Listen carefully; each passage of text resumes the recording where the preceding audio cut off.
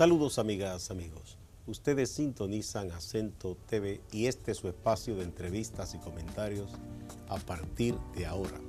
Recuerden ustedes que nos están sintonizando en el canal 38 de Claro TV, en los canales 39 y 439 de Altiz y en el canal 41 de Star Cable de Santiago de los Caballeros. También a través de las páginas acentotv.do y acento.com.do.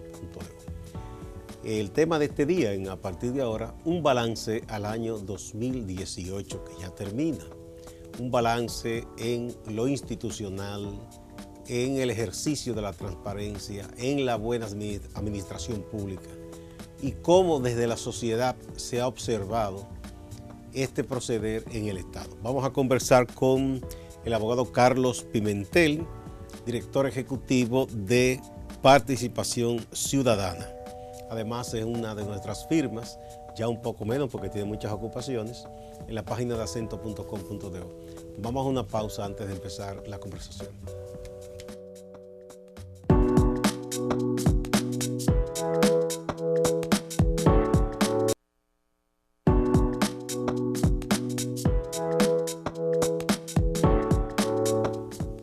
Gracias por acompañarnos. Carlos, bienvenido una vez más.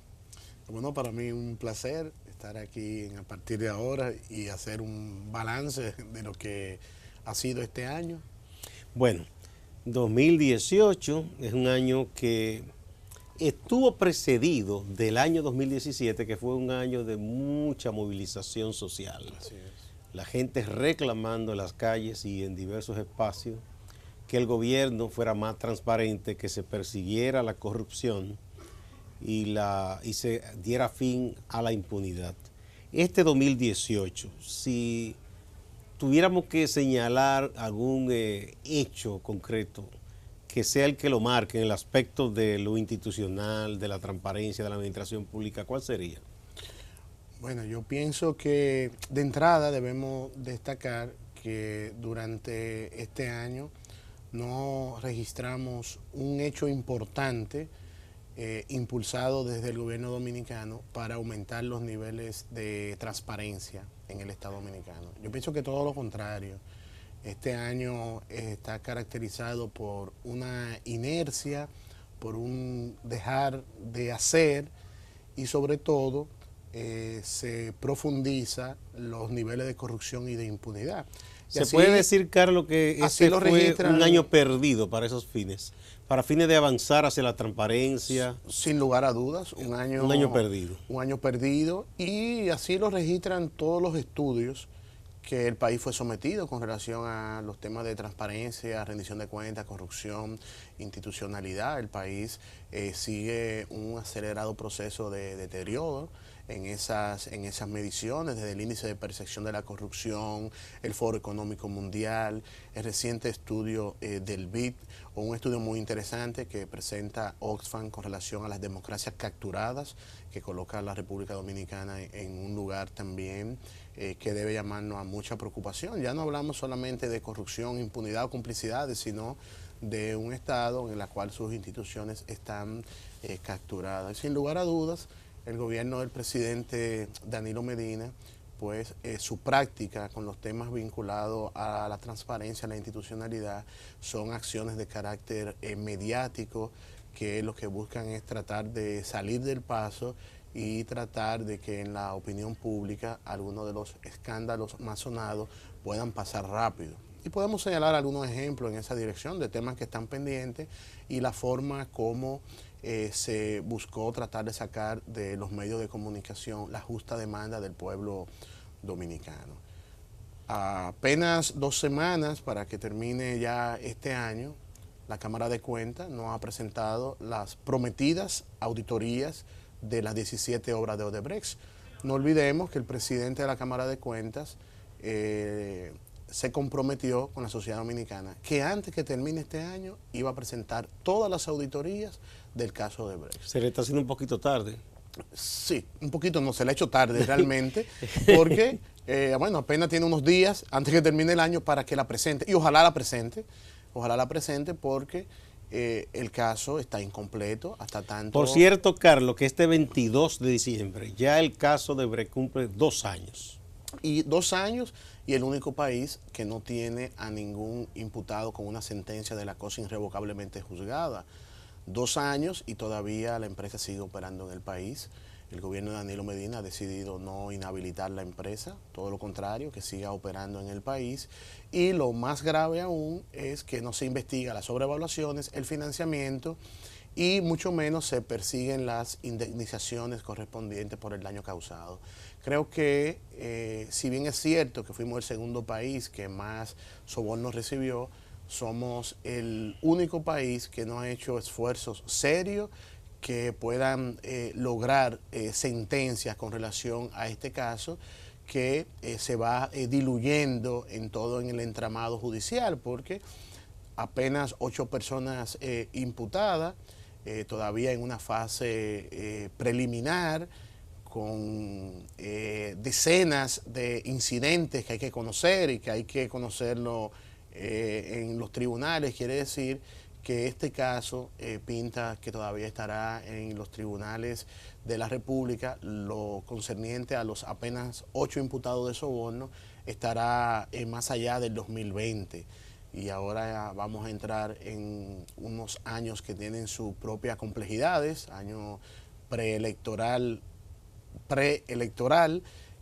y probablemente vamos a tener ese caso también estancado en los tribunales. Pero así hay otras acciones también del gobierno de Danilo Medina que quedan pendientes. Recordemos que cuando se presentaron los libramientos de pago de la relación del gobierno y el Ministerio Administrativo de la Presidencia con las empresas de Joao Santana, Cinear y Poli del Caribe, recordamos que el ministro administrativo Peralta dijo que en los próximos días iba a estar publicando en su portal los contratos entre Poli del Caribe y el gobierno dominicano. Y a la fecha esos contratos no han sido publicados todavía, porque nosotros debemos recordar que lo que se presentó fueron los libramientos de pago, pero cada libramiento de pago tiene y debe tener un sustento, y el sustento por excelencia son esos contratos, que es fundamental conocer, para conocer los objetos de la contratación, cuáles eran los compromisos, cuáles eran las responsabilidades, para qué se le pagó a esa empresa y qué hizo esa empresa. La empresa de Joao Santana y Mónica Moura. Las 2 empresas del convicto Joao Santana y su esposa, que sin lugar a dudas mantiene relaciones con el Estado Dominicano, y que el ministro Peralta se comprometió a que iba a hacer público los contratos. Obviamente él ni siquiera se tenía que comprometer a eso, porque los contratos son públicos y debieron estar en el portal, como establece la Ley de Acceso a Información Pública, hace mucho tiempo. Y no están en el portal. Se presentan los libramientos, la sociedad empieza a demandar que como el Estado mantiene una relación con una persona que está condenada por actos de corrupción en Brasil, y él se compromete a que en los próximos días ya estaría siendo públicos los contratos, pero que a la fecha no han sido públicos. Y yo creo que eso no sea algo como tan difícil, porque eso sería como, búsquenme los contratos, escanéenlo y súbalo en la página. Que uno supone que todo eso en estos tiempos está en forma digital, o sea... Eso sería algo muy... Lo físico es nada más que una medida quizá extra de seguridad para... Y sobre todo un gobierno que ha hablado tanto de que ha automatizado procesos en la administración pública y sobre todo en la Contraloría General de la República. Entonces es muy probable que eso esté en un formato digital, que en unos 30 minutos seguramente se pudieran subir en cualquier portal, y es lamentable que aún no lo ha hecho. No obstante, nosotros desde Participación Ciudadana vamos a seguir insistiendo, y de hecho la semana pasada le enviamos una comunicación al ministro Peralta utilizando las disposiciones de la Ley de Acceso a Información Pública, donde le estamos demandando acceder a esos contratos, porque para la sociedad dominicana es muy importante no solamente conocer lo que ya sabemos, los términos y los montos que recibió la empresa de Joao Santana, sino conocer el objeto del contrato. Eso será que hay una cosa incluso ahí, Carlos, que no ha sido claramente establecida. ¿Quién contrata a Joao Santana? ¿Lo contrata el PLD o lo contrata el gobierno, el Estado? No está muy claro porque, bueno, Danilo le dio las gracias para ayudarle a ganar a la presidencia. Pero si fue el PLD, ¿por qué tenía una oficina en Palacio? ¿Y Bueno, el dinero de dónde salía? ¿De las arcas del PLD o de las arcas del Estado? por eso es muy importante que pueda hacerse público toda la documentación que sustenta esta contratación. Y la pieza fundamental es el contrato, porque si hay un libramiento de pago, como conocemos que existen varios libramientos de pago, pues entonces estamos hablando que se le pagó con fondos públicos. Porque si era el PLD que le pagaba, no era necesario un libramiento de pago y no era necesario que cruzara por la Contraloría General de la República, ni que tuviera registrado en la Contraloría General de la República. O sea, no hay duda que fue el Estado Dominicano que contrató y no hay duda que ese contrato se hizo desde el Ministerio Administrativo de la Presidencia. Ahora necesitamos saber para qué se contrató. Para qué se contrató y sí, ciertamente se hizo un contrato desde el Ministerio de la Presidencia para un servicio al gobierno dominicano o si se contrató desde el Ministerio de la Presidencia para un servicio al partido. Entonces, todo eso hay que aclararlo. Todo eso no está nada claro.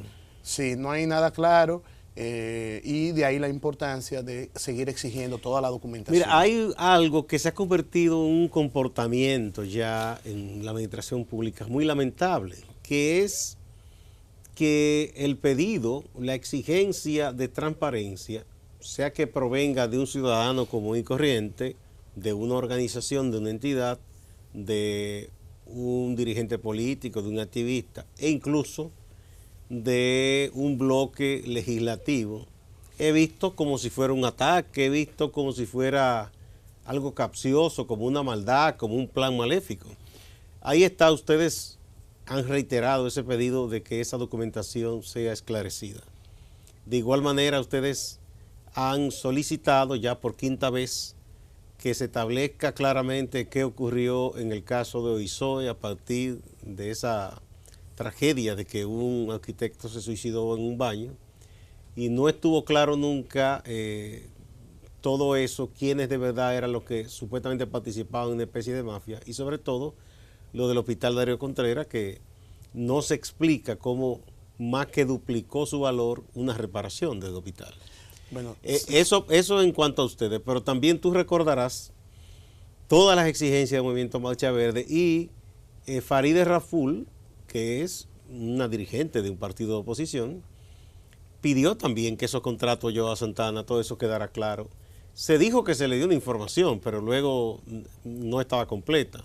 así Y ella siguió reclamando y poco ha faltado para que ella casi la sacaran por las malas de la Cámara de Diputados, cuando ella está haciendo uno de los trabajos que les corresponden a los legisladores, que es supervisar al gobierno central. No, ciertamente es insólito la cantidad de silencio administrativo que se produce ante exigencia y demanda de información pública. Pero lo grave es que el tipo de información a la cual el gobierno dominicano se niega, obstruye, evita que sea pública, que se conozca, es información básica, es información de oficio, es información que en cualquier sociedad medianamente democrática, la ciudadanía, los periodistas o un funcionario público ni siquiera tendría que solicitar esta información. Estaría ahí colgada. Tendría que estar en los portales de las instituciones que tienen la responsabilidad de elaborar o de guardar estas informaciones. Porque estamos hablando de contratos, estamos hablando de declaración jurada de patrimonio, estamos hablando de nóminas, estamos hablando de documentación que avala procesos de contratación, que eso es información básica todavía. Entonces, ¿qué debemos pensar nosotros cuando existe la obstrucción? Porque ciertamente lo que existe es que se obstruye, se evita que la sociedad pueda conocer todas estas informaciones. Pues a todas luces tenemos que pensar y afirmar que estamos ante un régimen de corrupción, de impunidad y que las complicidades evitan que se pueda develar la forma y las modalidades en las cuales una minoría se sigue enriqueciendo sobre la base del empobrecimiento de la mayoría de la población. Eso es realmente lo que está pasando. Y un hecho que pone en evidencia eso es este caso de la remodelación del hospital Darío Contreras, porque estamos hablando de un caso que tiene una resolución de la Dirección General de Compras y Contrataciones, que de manera muy clara esta resolución ordena el envío de la misma a la Procuraduría General de la República, y esto solamente sucede cuando hay indicios de responsabilidad penal. Y en esta remodelación, recordemos que hay un proceso de urgencia, un llamado a una contratación de urgencia totalmente amañado para tratar de favorecer proveedores, pero además que existe un incremento del contrato original que va por más de 200% del contrato original. Y recordemos que esta resolución, las organizaciones sociales, Participación Ciudadana, entre otras, pues felicitaron a la Dirección de Compras y Contrataciones porque una resolución muy técnicamente muy lograda, con motivaciones suficientes, que era el inicio para que la Procuraduría pueda proceder ante un caso de esta magnitud, de más de 1.000 millones de pesos involucrados. Y pues nosotros enviamos la primera comunicación en el año 2015, a finales del 2015, a la magistrada Laura Guerrero Pelletier, y no respondió nunca nada. Y en el 2016 nos vimos en la obligación de reiterar esta solicitud, primero a la segunda comunicación a Francisco Domínguez Brito, en ese momento Procurador General de la República, una tercera comunicación en el mismo año 2016 a Francisco Domínguez Brito. Al propio doctor Domínguez Brito. 2 comunicaciones, y al actual procurador ya le hemos enviado 2 comunicaciones. Quiere decir que la última comunicación que le enviamos al Procurador General de la República, Jean Alain Rodríguez, que fue hace la semana antepasada, pues ya le incluimos la copia de la carta de Laura Guerrero Pelletier, las 2 cartas de Domínguez Brito y la anterior carta que a principios de este año le habíamos enviado a Jean Alain Rodríguez. Y es muy lamentable porque esto no ha generado ni siquiera una respuesta, una reacción. Y cualquier país del mundo, una comunicación de un ciudadano, de una organización, a una autoridad de la administración pública, siempre debe tener una respuesta. Siempre debe tener una respuesta.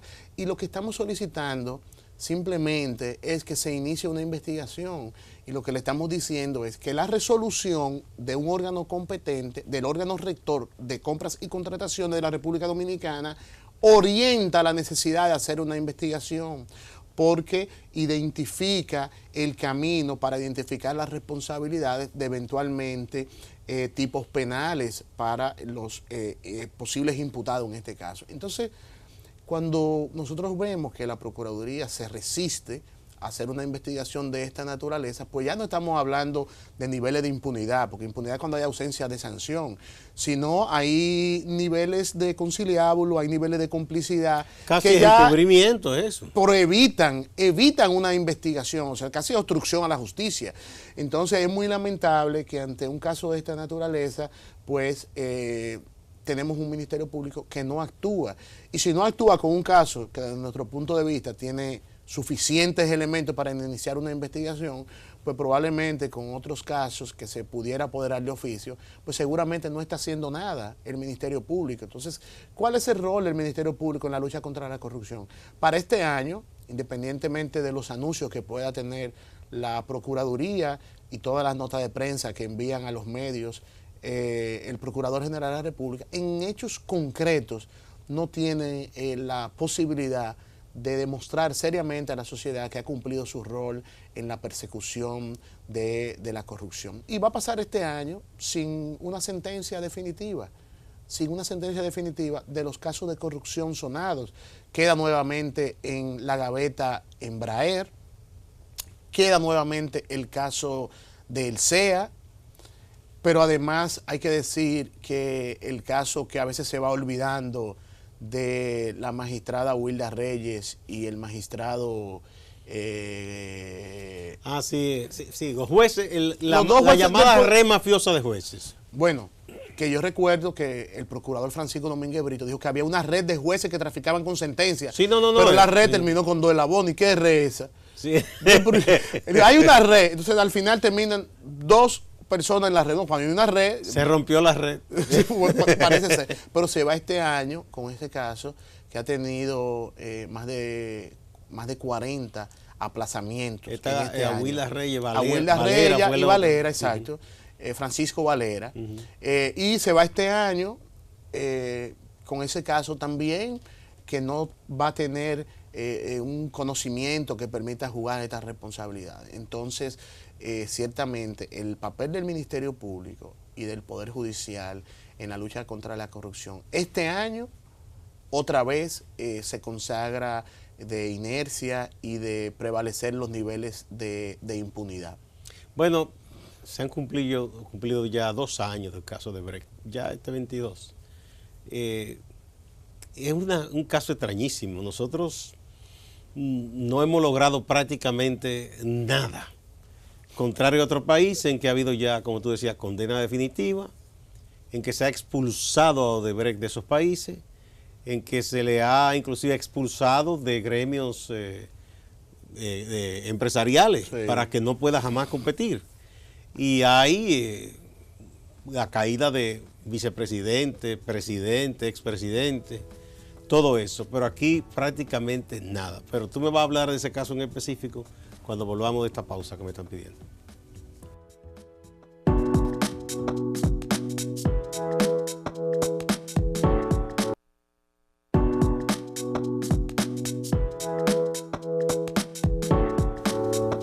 Muchas gracias por permanecer en A Partir de Ahora. Estamos conversando con Carlos Pimentel, director ejecutivo de Participación Ciudadana, tratando de hacer una especie de balance este año que ya termina en los aspectos de la institucionalidad y la transparencia en el Estado Dominicano. Bueno, 2 años del caso de Brecht. ¿Qué tú piensas que se ha logrado, no se ha logrado? Es como triste si nos comparamos con otros países. Triste, lamentable, pero no nos debe llevar a perder el interés en el seguimiento y que este caso pueda ser juzgado y se puedan establecer las sanciones correspondientes a todos los involucrados en este entramado delictivo que operó en el país durante más de 17 años. Bueno, lo primero es que para mí no existe un caso todavía, porque en todos los países donde hay una investigación y donde hay resultados concretos, se ha hecho una investigación integral que ha permitido establecer responsabilidades. Pero vamos, retomemos eso porque me ha dicho que me ha espantado un poco. O sea, tú eres el abogado aquí. O sea, todo esto que se ha hablado de que se depositaron unas cajas, yo no sé si esas cajas estaban llenas o vacías, se tomaron unas fotos muy oportunas, entre comillas, llevando esas cajas. Antes se hizo también un vídeo de unos allanamientos, unos apresamientos y todo eso, y tú dices que no existe jurídicamente hablando todavía un caso. Fíjate cómo tú destacas 2 elementos de lo que se ha hecho, y es de lo que yo he denominado una investigación mediática. La Procuraduría General de la República hace investigaciones mediáticas, prepara ese tipo de actuaciones para enviar un mensaje y tratar de engañar la subjetividad de la gente. No puede haber un caso de Brecht porque las operaciones de la empresa de Brecht involucra de manera interconectada y su modalidad delictiva son los sobornos, las sobrevaluaciones y el financiamiento de campaña. Y la Procuraduría ha evitado, ha huido tratar de tener que investigar lo relacionado al financiamiento de las campañas del presidente Danilo Medina del 2012 y del 2016 y las campañas del expresidente Leonel Fernández y el expresidente Hipólito Mejía y algunos senadores y diputados, porque eso fue lo que pasó en toda la región. La República Dominicana no puede escapar a esa modalidad delictiva, y más aún que desde este país era que operaba el Centro de Operaciones Estructuradas, el Centro de Soborno de la empresa Odebrecht operaba aquí. Entonces, si operaba aquí, probablemente la posibilidad de penetración en todas las estructuras del Estado y generar lealtades públicas y privadas seguramente era mayor.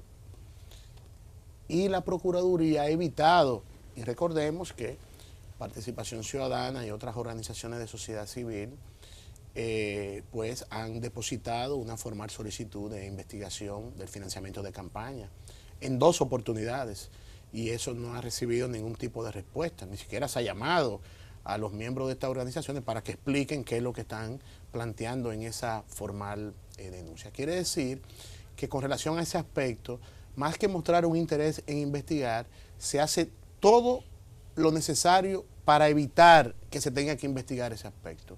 O sea, yo pienso que es la única procuraduría de la región que, en vez de mostrar interés en investigar, trata de hacer todo lo contrario para que no se investigue ese aspecto que es medular y que es fundamental.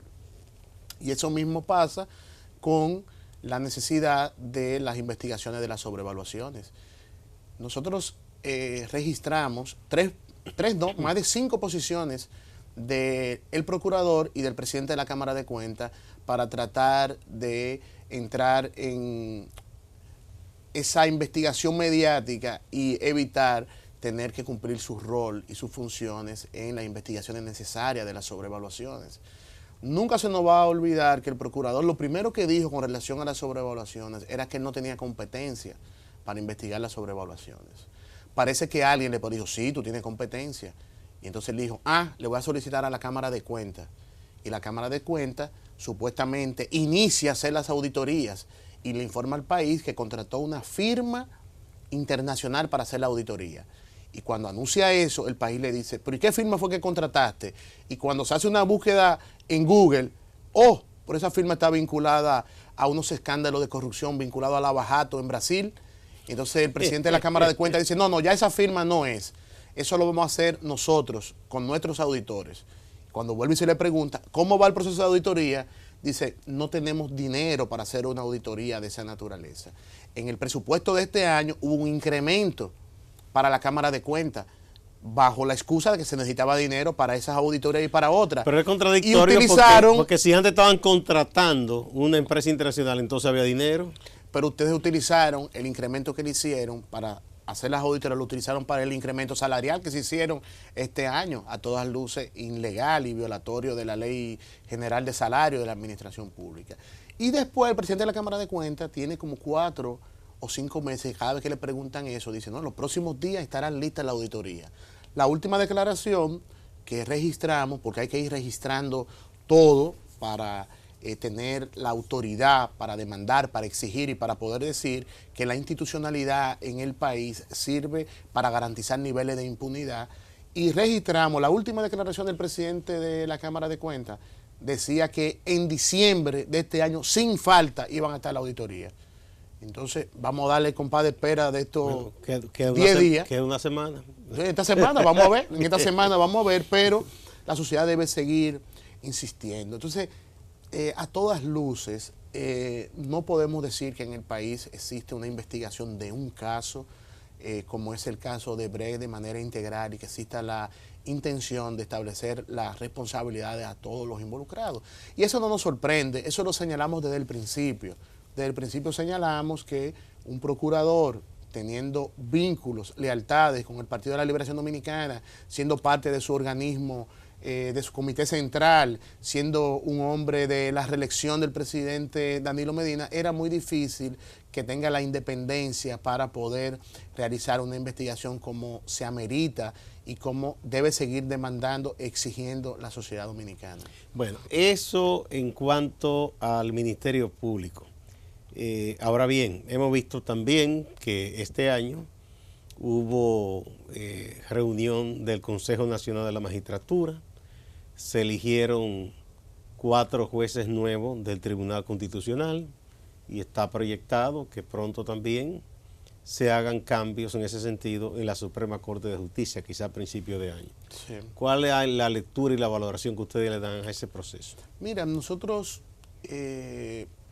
creemos que en esta oportunidad existía mucha tensión de la sociedad dominicana ante la designación de estos 4 jueces al Tribunal Constitucional.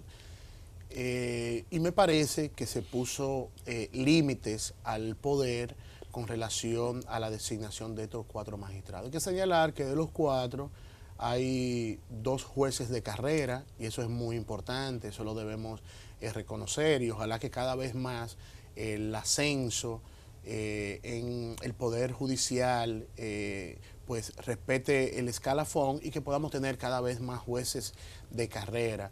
También hay que reconocer un abogado de una trayectoria de integridad, el caso del magistrado de Santiago, y del cual no había ningún tipo de objeción de la sociedad dominicana. Sin lugar a dudas, quien tenía objeción por sus claros vínculos con Danilo Medina es el magistrado José Alejandro Ayuso.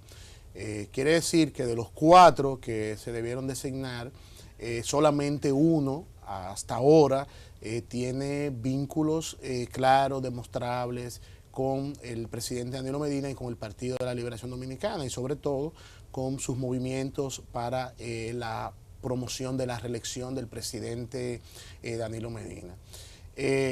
Tal vez ese puede ser la designación que pueda tener mayores niveles de cuestionamiento, y que nosotros esperamos que cumplan su rol, que cumplan sus funciones, y que no, sobre todo el juez José Alejandro Ayuso, que en una eventual maniobra que se pueda generar en el Tribunal Constitucional, que mantenga su función de juez y que bajo ningún concepto pase a presidir el Tribunal Constitucional.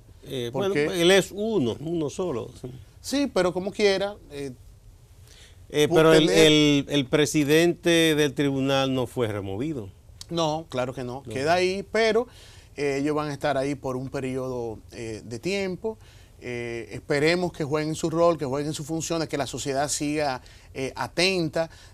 Tenemos que partir de un análisis muy claro, o sea, la propia composición del Consejo Nacional de la Magistratura se hacía muy difícil lograr tal vez una designación de los jueces como requiere un Estado que va avanzando hacia la construcción de un Estado de Derecho. Ciertamente hay una limitación de fondo muy importante, pero debemos al mismo tiempo reconocer que no se hizo una chapucería mayor con la designación de los actuales mucha gente jueces. Esperaba que iba a ser todo esto muy... O no sé si era que teníamos una expectativa muy baja. Expectativa de que iba a ser un desastre como de costumbre, y al hacerse una selección con esa característica, que no lo estoy planteando como el ideal, sino estoy planteando también como lo posible ante la realidad institucional que tenemos ahora,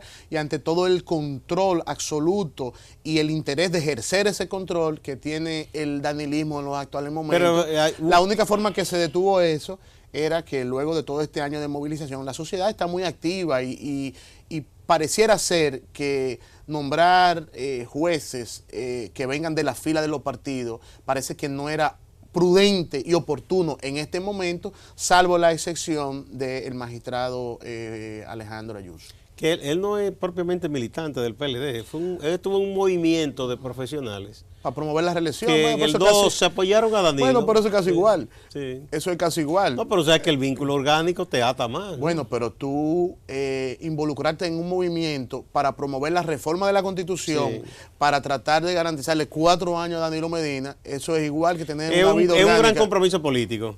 Exactamente. Promover la reelección para que se modifique la Constitución para permitir a un hombre satisfacer sus intereses particulares. Eso es un vínculo político y orgánico. ¿Y tú crees que él mantiene eso todavía? Sí, tiene sus lealtades.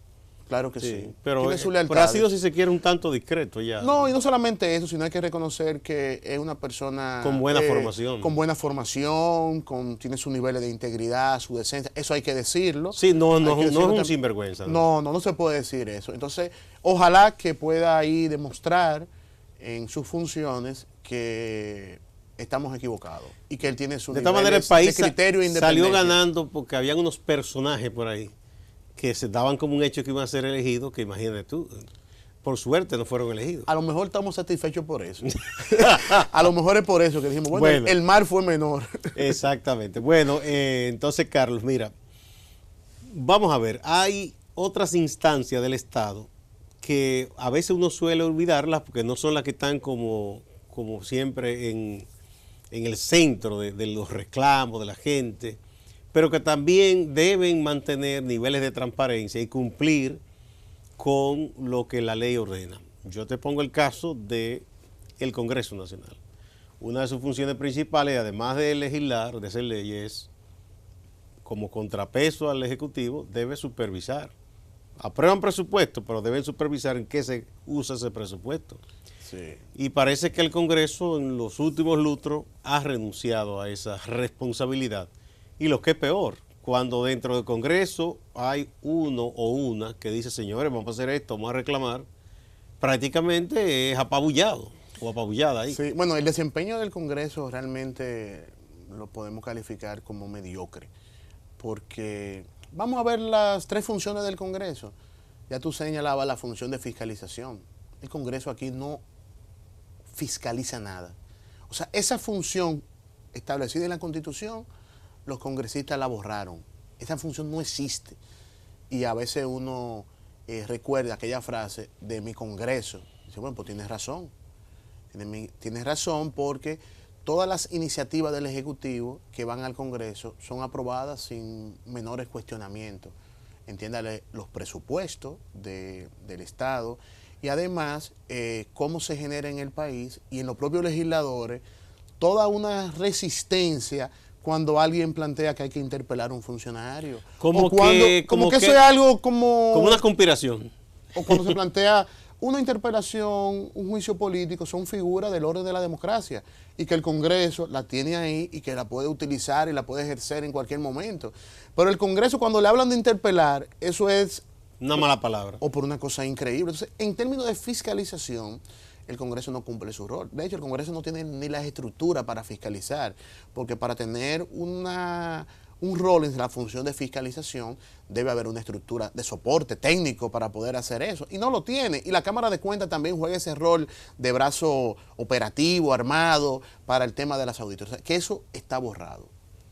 La otra función del Congreso es la de legislar, y ciertamente en los aspectos sustantivos que se necesitan para avanzar en el fortalecimiento de la democracia, pues realmente se van quedando importantes normativas en esta legislatura. La primera, la ley de régimen electoral.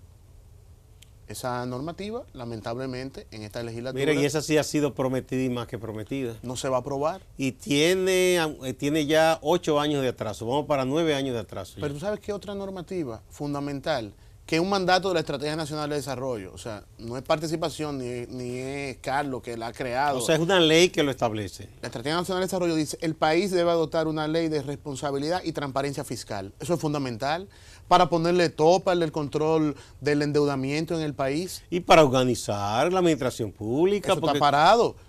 Eso ni lo discutieron. Esa ley, yo pienso, esa ley que es muy importante de la Estrategia Nacional de Desarrollo, que se dio un plazo. Era 2010, 2030, 20 años. Sí. Van a tener que revisarla y ponerle otro tope de años porque no se ha hecho nada de lo que ahí dice. Otra vez, así mismo. Quiere decir que, bueno, a mitad ya, casi a mitad de los 30 años de la Estrategia Nacional de Desarrollo, que mandaba a tener una ley de responsabilidad y transparencia fiscal, el Congreso no la ha dotado al país de una normativa fundamental. Ahora bien, el pueblo sabio diría, nadie va a molar cuchillo para su garganta. Porque estamos hablando, ponerle control, estamos hablando, ponerle un tope al alto nivel de endeudamiento. Pero hay otras normativas también que están pendientes. El país sigue desde el año 2006 sin una ley de concesiones y existen 2 proyectos en el Congreso. El país está, con relación a las concesiones, como chivo sin ley. O sea, se siguen haciendo de manera discrecional. Que la ley 340 establece la contratación de bienes, obras, servicios y concesiones. Y hubo un genio que dijo, no reglamenten la parte de las concesiones. Para hacer una ley aparte. Tenemos que hacer una ley aparte. Y entonces nunca la hacen. Desde el 2006. Se parece y eso está ahí. Se 2 parece proyectos a lo que está de ley. pasando con el Código Penal y las 3 causales. Entonces, en aspectos importantes, el Congreso no ha podido dotar al país de una ley de venta del patrimonio público. Y eso es grave, porque yo vi en estos días en la prensa que se está hablando de vender Punta Catalina. Y tú oyes la declaración con relación al tema de la venta de Punta Catalina, que pareciera ser que vendiendo unos zapatos o una corbata. Y dicen, no, eso lo vamos a vender. Pero, ¿bajo qué normativa, con qué normativa se va a vender Punta Catalina? Y tiene que haber un procedimiento. Y tiene que haber alguien que autorice la venta. Pero hubo una declaración, y qué mal que no recuerdo el funcionario, que decía, pero mira, esto es una cosa increíble, yo le voy a recordar al funcionario que decía que se va a vender Punta Catalina y que se va a enviar al Congreso para que se apruebe. O sea, póngale un sello a eso. Por eso a la inversa. Por a la inversa de todo. Lo primero que tenemos que establecer, ¿quién decide que se vende? Eso es lo que te iba a decir, porque si recordamos la última ocasión en que el Estado Dominicano decidió poner en venta parcialmente activos muy importantes, fue cuando la ley de capitalización, 1997. Y eso fue toda una ley, hubo muchas discusiones para eso, ¿verdad? Y fue parcial. Entonces ahora, ¿quién dice que va a vender? O sea... Bueno, de la forma que se ha introducido el debate de la venta de Punta Catalina en los medios de comunicación, parece como que se van a vender 2 aguacates. Porque no hay una claridad bajo qué procedimiento. O sea, ¿quién es el ejecutivo? ¿Quién decide que se va a vender? ¿Quién ¿Cuándo se va a vender? ¿Va a haber un proceso de licitación? ¿O se le va a endosar a quien quiera comprarla? Además de que es un contrasentido que el Estado, a contrapelo de todas las recomendaciones que se le hicieron en su momento, se embarcara en esta fuerte inversión para tener una empresa pública que luego terminará privatizando. Pero no tiene sentido. Debemos estar muy atentos, porque si sectores y actores se beneficiaron en el proceso de contratación y probablemente en el proceso de construcción, ojalá que no quieran beneficiarse ahora en las transacciones de venta. Sí, y es posible que ellos digan, vamos a redondear, vamos a buscar unos cheles ahora con la venta. Ay, Dios mío. Vamos a otra pausa, Carlos.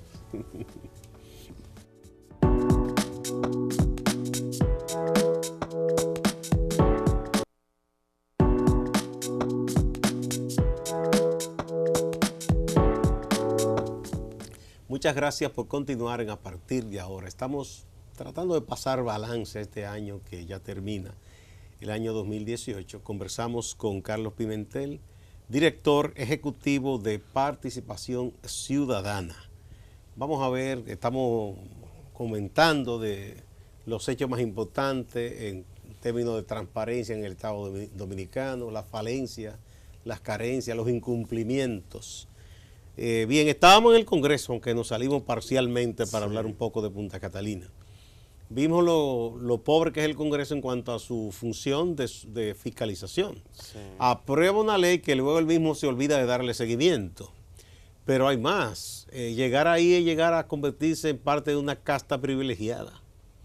Que, bueno, tiene, además de los salarios, dieta para que acuda al trabajo que usted decidió tener.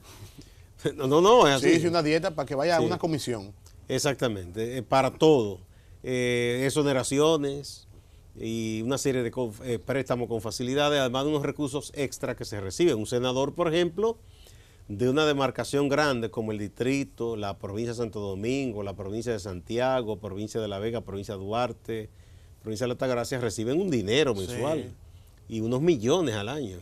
Sí, los fondos senatoriales le llaman. Le llaman fondo social, para quitarle el nombrecito que tenía de barrilito. Sí, pero además de eso, como el Congreso invierte todavía en este año más de 100 millones de pesos en comprar artículos para financiar las canastas que los legisladores en sus prácticas clientelares reparten en sus demarcaciones. Llama la atención como sin ningún tipo de preocupación el Congreso anuncia que ha gastado más de 100 millones en compra de ron, arroz, para repartirlo a los legisladores para que a su vez ellos hagan sus actividades clientelares. O sea, el Congreso financia las actividades clientelares de sus legisladores y obviamente ellos mismos son los que se aprueban eso. Y es lamentable que el Congreso promueva esas prácticas que deben ser desterradas, pues son prácticas indignas. Cuando un legislador pues accede a estar repartiendo dádivas en su comunidad, más que jugar su rol de representar al ciudadano verdaderamente en sus demandas, en sus necesidades en el Congreso Nacional. O sea, no los representan y entonces al fin de año van con sus actividades clientelares, que probablemente la activan un poco más ya para el próximo año, que es un año ya preelectoral, de campaña. Y parece ser que el tipo de presupuesto que se aprobó para el año 2019 pues facilita el despilfarro y el gasto. ¿Tú piensas que los ese fondos incremento públicos. de presupuesto está signado, marcado por el hecho de que es un año preelectoral, que yo digo electoral, porque hay una pre y otra pre-campaña? A mí lo que más me preocupa no es solamente la preelectoral, la electoral y la postelectoral, que estamos hablando del año 2019 y 2020. Eso quiere decir que el país, con estos temas de institucionalidad, va a entrar en 2 años. Es un periodo laxo ahí, que Nada, todo se donde floja, todo nada pasa, nada va a pasar, y eso sí es muy lamentable y es muy grave. Bueno, el presupuesto que se aprobó es un presupuesto que a todas luces afianza y profundiza los niveles de desigualdad y los niveles de exclusión. Y hay que señalarlo así. Hay una reducción importante del gasto previsto para el sector salud, 1.8 del Producto Interno Bruto, el cuarto país que menos invierte en salud. Pero hay un incremento importante a la publicidad oficial del gobierno. Entonces tú tienes un presupuesto que te orienta claramente cuáles son las prioridades y cuáles son las prioridades en un contexto electoral, porque un incremento importante a la publicidad oficial y un incremento importante a un programa de asfaltado, que eso casi siempre en los años preelectorales incluyen ese tipo de programas, porque es lo que permite poner los letreros de fulano trabajando, fulano cumple, que obviamente son actividades claramente electorales, de promoción y proselitistas. Entonces la ciudadanía debe estar muy activa, debe estar muy alerta para que los fondos públicos verdaderamente puedan servir para garantizar calidad de vida de la gente y resolver las carencias.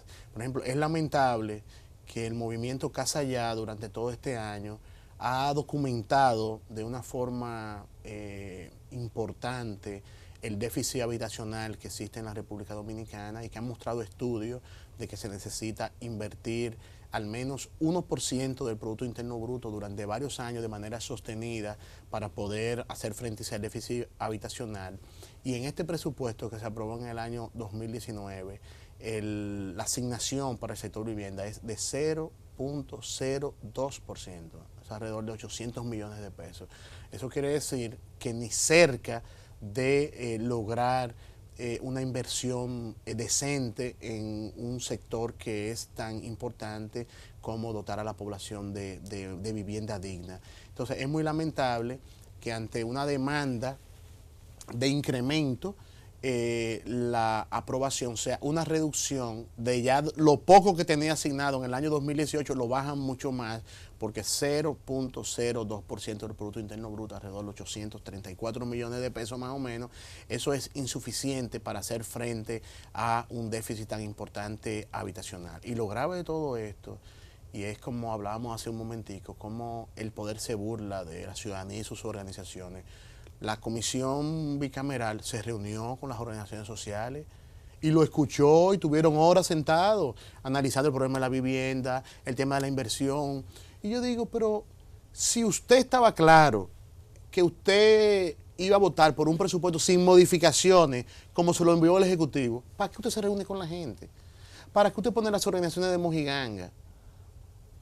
Bueno, quizá para llenar una formalidad y nada más. Carlos, me gustaría que pasemos a ver también lo que ha ocurrido este año en términos, para mí es preocupante. Yo creo que nosotros hemos perdido en cuanto al Estado de Derecho, se ha deteriorado, pienso, porque hemos visto con el comportamiento policial varios casos graves de asesinato de personas. Simplemente va una patrulla, como ocurrió aquí en una madrugada en el mercado de Villas Agrícolas, una patrulla de la DNCD, argumentando que perseguía a un narcotraficante, disparó sin mirar a quién y mató a unos vendedores de frutas. Personas que aquí se habla mucho de que la persona de trabajo, bueno, esas sí son personas de trabajo. Pues esa gente pernoctan ahí, Claro. con las cargas, las cosas, fajada trabajando. Sí. Ese es un caso. El caso de una joven en Moca, Jarro Sucio, un barrio, una joven de apenas 19 años embarazada, traspasada a tiros, muerta ella y su criatura, por unos agentes policiales que, como entraron a un barrio de gente pobre que ellos entienden que no valen, disparó sin tomar ningún tipo de control. Y lo peor, el precio que le ponen a la dignidad de la gente cuando es humilde. La madre denunció que se apareció el jefe policial de la zona diciéndole, le vamos a ayudar, pero deje de estar hablando con la prensa y además de que hacer sometimiento. Ella tuvo la dignidad, la señora, de decir, no, mi hija no se vende y voy a continuar pese a lo que ustedes digan.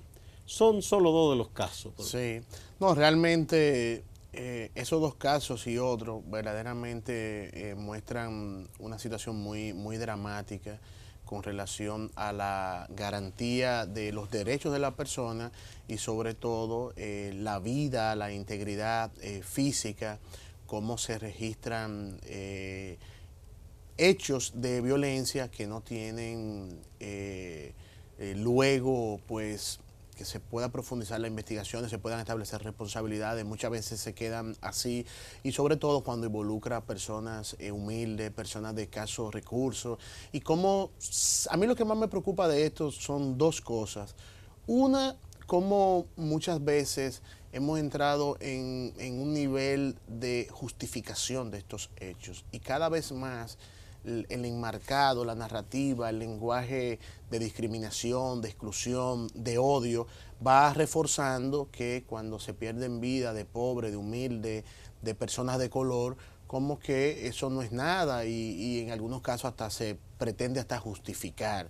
Y eso sí es muy lamentable porque eso va generando unas prácticas, unas condiciones que pueden encaminar a cualquier sociedad a la barbarie. Esa es la realidad.